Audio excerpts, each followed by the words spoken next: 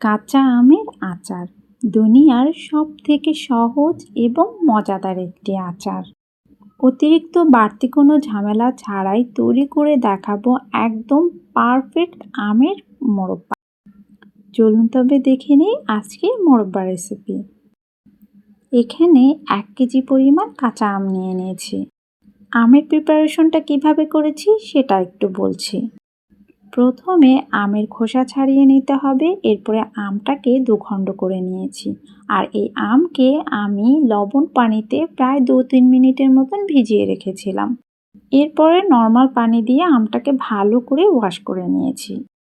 আম wash করে নেওয়ার পরে কাঁটা চামচ দিয়ে এভাবে কেচে নেওয়া হয়েছে। আম কাঁটা চামচ দিয়ে এভাবে কেচে নেওয়ার পরে আমরা কিন্তু আর ওয়াশ করব না, তাহলে এই ছিদ্রর ভেতর দিয়ে অনেক পানি ঢুকে যাবে।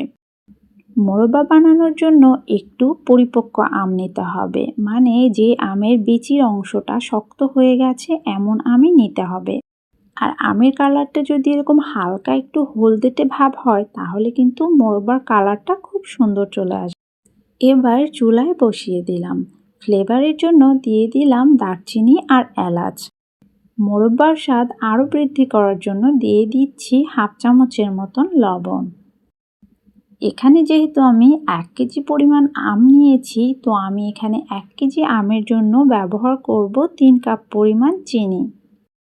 আমি যেহেতু একটু হালকা টক মিষ্টি মোরব্বা চাচ্ছি, তাই আমি চিনিটা কম দিয়েছি। আপনারা যদি একদমই মিষ্টি টাইপের মোরব্বা চান তাহলে 4 কাপ চিনি ব্যবহার করতে পারেন। এবার একদমই লো হিটে এটাকে রেখে দিতে হবে। কিছুক্ষণ পর দেখা যাবে চিনিটা গলে যাবে আর আম থেকে বেশ কিছুটা পানি বের হয়ে এরকম শিরায় পরিণত হবে।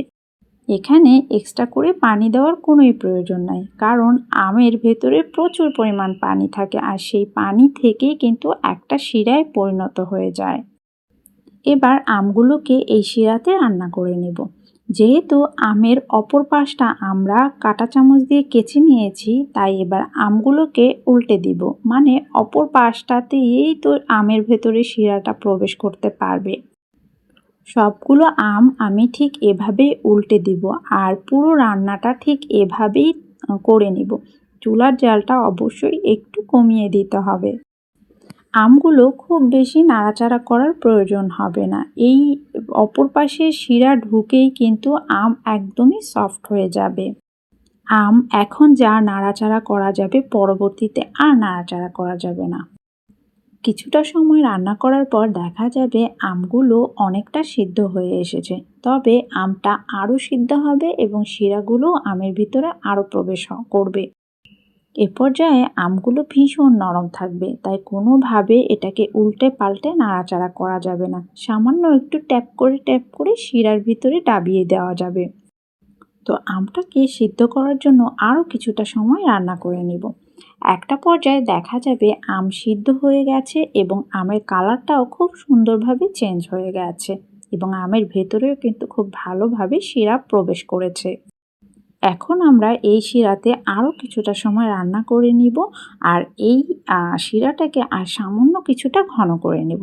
খুব বেশি ঘন করা যাবে না, তাহলে কিন্তু আমের শিরা আমের ভিতরে ভালো করে প্রবেশ করতে পারবে না। তাই একটু লিকুইড থাকা অবস্থাতেই আমরা চুলা থেকে এটাকে নামিয়ে ফেলব। আরও কিছুটা সময় রান্না করে নিয়েছি, ব্যাস শিরাটা কিন্তু অনেকটাই ঘন হয়ে গেছে। এখন আমরা আর বেশি শিরা ঘন করব না, এবার চুলাটা অফ করে দিব আর সারা রাত ঠিক এভাবেই রেখে দিব। আর আমের ভিতরে এভাবে রেখে দিলে শিরা প্রবেশ করে আম একদম টইটুম্বুর হয়ে যাবে। আমি সারা রাত রেখে দিয়েছিলাম, সকালবেলা দেখতেই পাচ্ছেন আমগুলো একদম রসে টইটুম্বুর হয়ে গেছে। প্রত্যেকটা আমের ভেতরে রস ঢুকে গেছে। আর একটা জিনিস খেয়াল করেছেন, আমগুলো কিন্তু আস্ত আছে, কোনো আম একদম গলে যায়নি বা ভেঙে যায়নি। এভাবে মোরব্বা তৈরি করলে অতিরিক্ত বাড়তি কোনো ঝামেলাও পোহাতে হয় না, খুব সহজেই আমের মোরব্বা তৈরি হয়ে যায়। দেখতেই পাচ্ছেন কতটা লোভনীয় হয়েছে। আশা করছি আমার আজকের এই আমের মোরব্বা রেসিপি আপনাদের সবার কাছে খুব বেশি ভালো লাগবে। আজকে তাহলে এ পর্যন্তই। সবাই ভালো থাকবেন। আল্লাহ হাফেজ।